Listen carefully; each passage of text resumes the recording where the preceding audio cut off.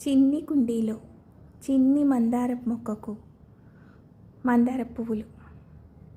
ఇది ఇంకో చెట్టు. ఈ చెట్టుకు కూడా బోల్డ్ మందార పువ్వులు, దాదాపు 5 మందార పువ్వులు పూసాయి. అందరికీ శుభోదయం. దాదాపుగా ఈ వేసవి కాలంలో మొక్కలు చాలా ఇబ్బంది పడ్డాయండి. చిన్ని చిన్ని మొక్కలు, వీటిల్ని కొన్ని చిన్న చిన్న మొక్కల్ని నీడకు పెట్టామండి. పువ్వులు మాత్రం పూజకు సరిపడా వచ్చేవి. ఉదయం సాయంత్రం 2 పూట్ల చెట్లకు నీళ్లు పోసేవాళ్ళం.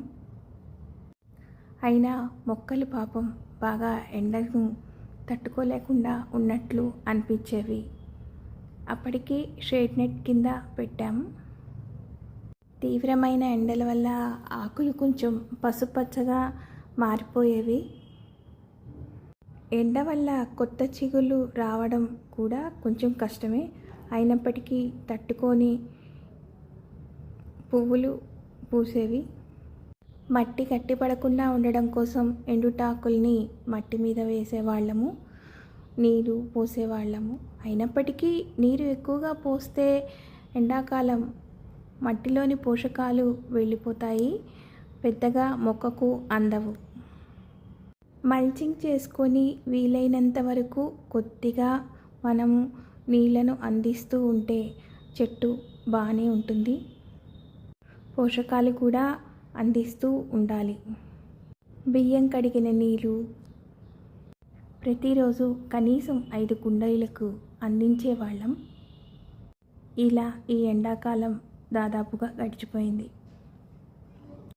చెట్లన్నీ బాగానే ఉన్నాయండి. కాకపోతే పెద్దగా ఇక తొలకరి జల్లులు పడతాయి కాబట్టి చెట్లన్నీ మళ్ళీ చిగురిస్తాయి, బోలెడు పువ్వులు పూస్తాయి. కూరగాయల విత్తనాలు, ఆకుకూరలు మళ్ళీ కుండీల్లో వేసుకోవచ్చు. రోజు వచ్చే కిచెన్ వేస్ట్ ఒక్కొక్క కుండీలో వేస్తాము. ఒక కుండీలోని మొక్కను మట్టితో సహా తీసి అడుగున కొద్దిగా మట్టి వేసి తర్వాత కిచెన్ వేస్ట్ వేసి మిగతా యొక్క మట్టి ఆ మొక్కను మళ్ళీ నాటితే బాగా ఎదుగుదల వస్తుంది. ఇన్ని మొక్కల మీద దాదాపు ఒక్కొక్క మొక్కకి అలా చేయాలంటే 2 నెలలు పడుతుంది. ఒకవైపు నుంచి చేసుకుంటూ వస్తే ఇలా జరుగుతూ ఉంటుంది. ఎండాకాలము ఈ మిల్లీ బగ్స్ ఇవి కూడా ఎక్కువగానే ఉన్నాయి. ఇక వానలు మొదలైతే ఇవన్నీ ఉండవని, దాదాపుగా వెళ్ళిపోతాయని అనుకుంటూ ఉన్నాను.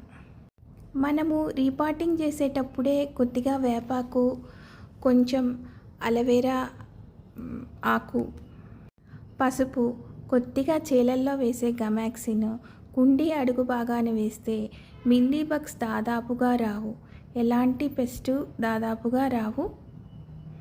ఒకవేళ మనకేదైనా పెస్ట్ కనిపించినప్పుడు 1 స్పూన్ వేప నూనెను 1 లీటర్ వాటర్లో వేసి 3 drops Dettol hand wash mix చేసి మొత్తం గిలకొట్టి స్ప్రే చేస్తే మొక్క బాగానే ఉంటుంది. దాదాపు మన కిచెన్ వేస్ట్లో టీ పొడి, కాఫీ పొడి, ఆనియన్స్, రకరకాల కూరగాయలు, చెత్త అవన్నీ వస్తాయి కాబట్టి వాటికి మొక్కకి ఎలాగూ పోషకాలు అందుతాయి.